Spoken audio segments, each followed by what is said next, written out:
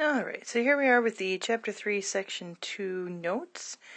We're going to write an exponential and logistics function and use it in a real-life situation. Super.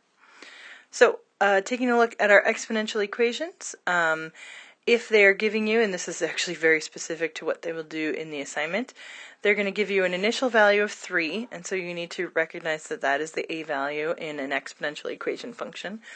And increasing at a rate of 33% per year means that you're going to have to know that the rate then is 0.33 and that the b value is 1.33, because that 1 is taking care of the increase word, and then the 33% or 0.33 is taking care of that mentioned value.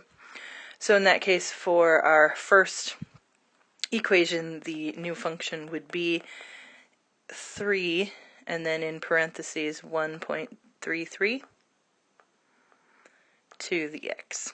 It's a terrible 3 there. Okay. The next one is saying that the initial value is 18,900, and so that's our a value, and then it's decreasing at a rate of 0.12 or 12%. And because it's decreasing, that means our b value is 1 minus 0.12, and so therefore it's 0.88.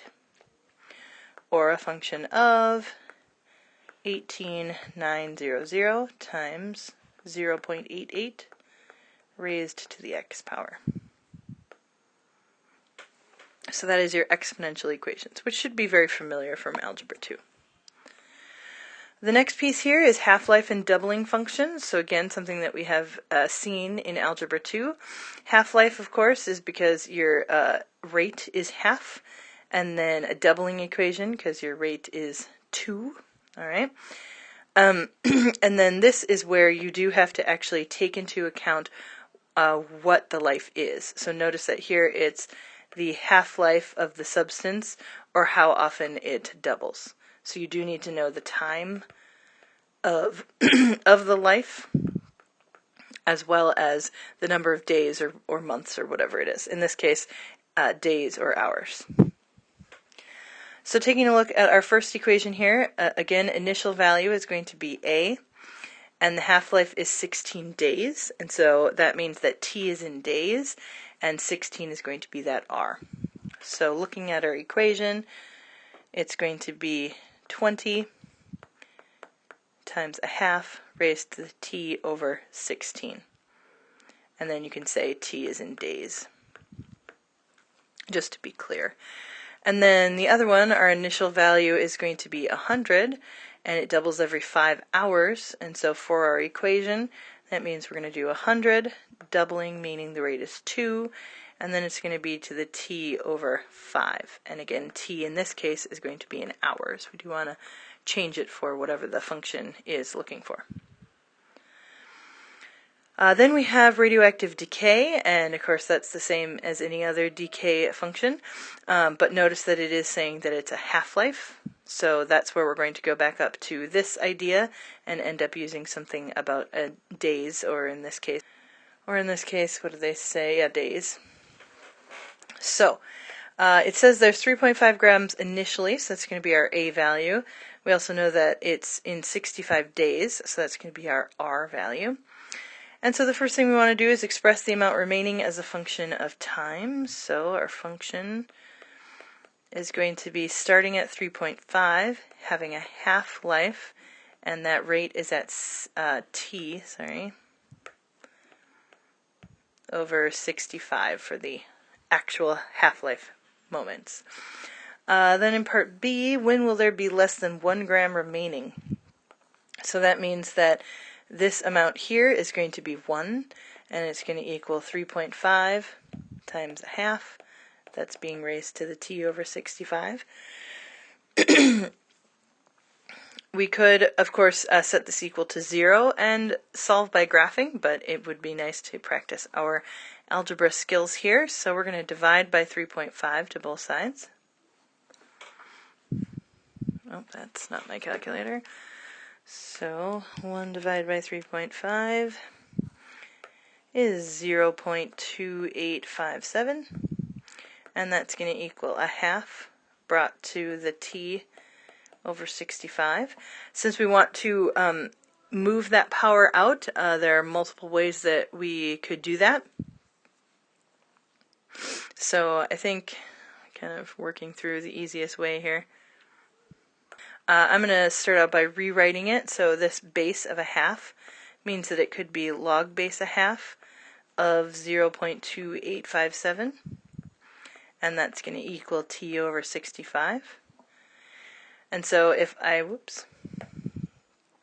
find this value, log base a half of 0.2857, you get 1.8074, which is going to equal t over 65, or multiplying by 65, you get a t of times 65, 117.48.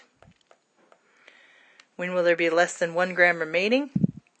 After a time t of 117.948 days is part B. And that was covering up the answer. And then part C, will the substance ever completely disappear? And that is going to be a no. And the reason is because there is an asymptote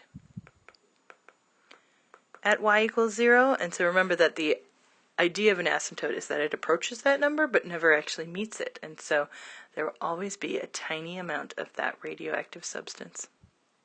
Bad news there. All right, then we have the logistics equation. And just to clarify, we do actually have this in a formula sheet that I will also be giving you access to today. And so the biggest thing here is that your A value, or this thing right here, is going to be the same as the C, which is that cap of the rumor, divided by your initial value minus 1. So we just want to kind of put that into our piece. So I'm going to write that over here when we look at these pieces. So A is going to equal C over the initial x value minus 1. Just to be clear also, C is your upper bound limit. And of course B is your rate.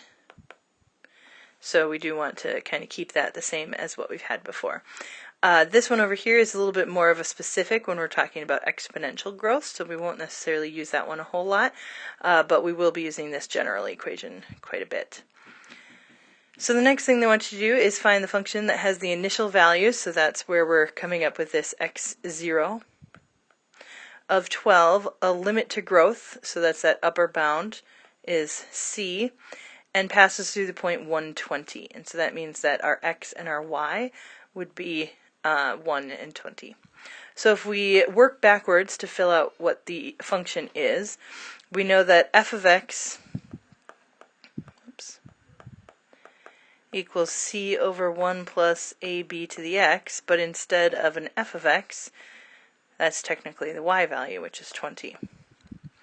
We also know that the x value, instead of being x, is actually 1. The c value, instead of c, is 60.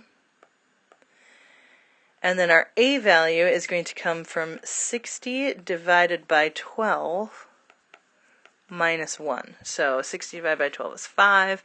5 minus 1 is 4. So our a value is 4.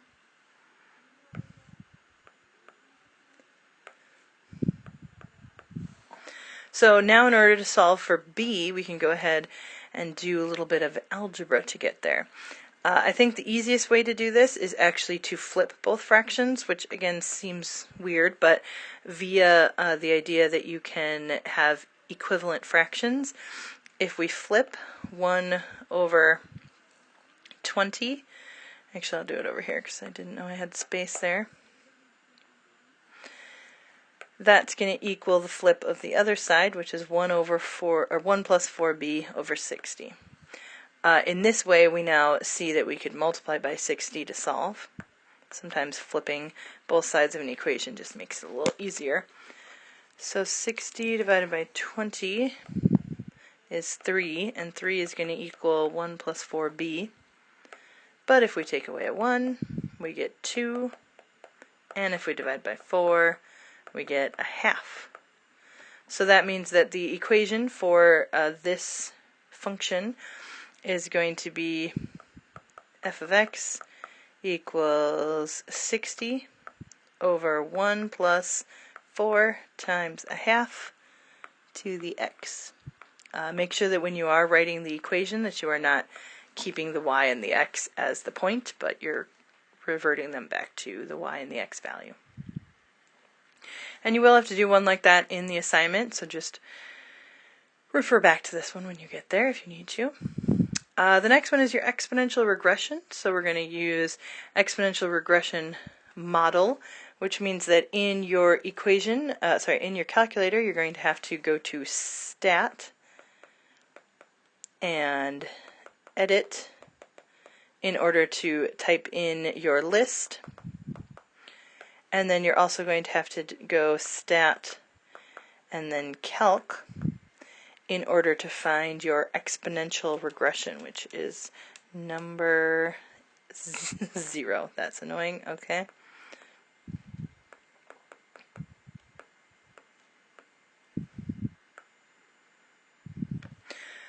Alright, you'll notice here that it says for list 1, use the number of years since 1900.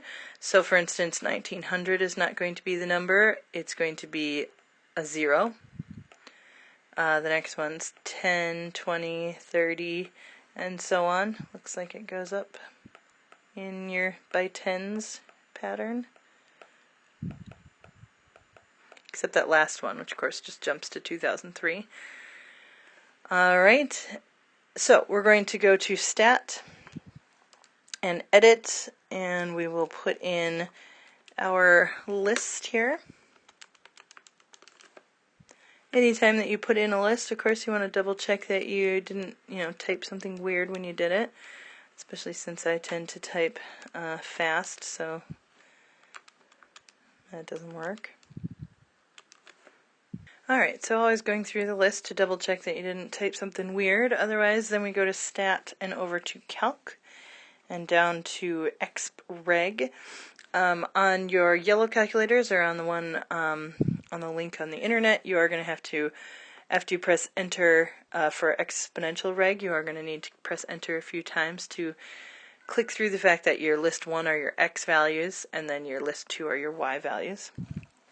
Then you can see that the equation they give you is in the format of y equals a times b to the x, which is of course what we have been used to now for exponentials. So our equation is going to be an a value of 80.867 and then a b value of 1.0128 to the x.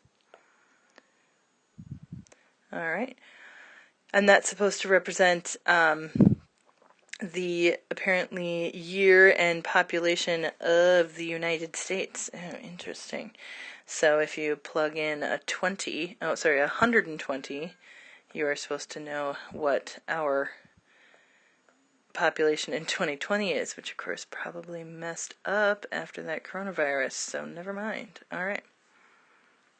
So this is our assignment, a few from 3.2, but then also referring back to some from 3.1 as well. Just so that we are aware, we also have a formula sheet. We haven't gone over all of these yet, but we have of course gone over our exponential growth and decay, our logistics functions, half-life was today, and doubling. And then we will be, going over a Newton's law of cooling later, as well as future value and present value, and then of course back to what we know about compound interest and things like that. So that was our notes for today, and you can use that formula sheet and also these notes on the assignment.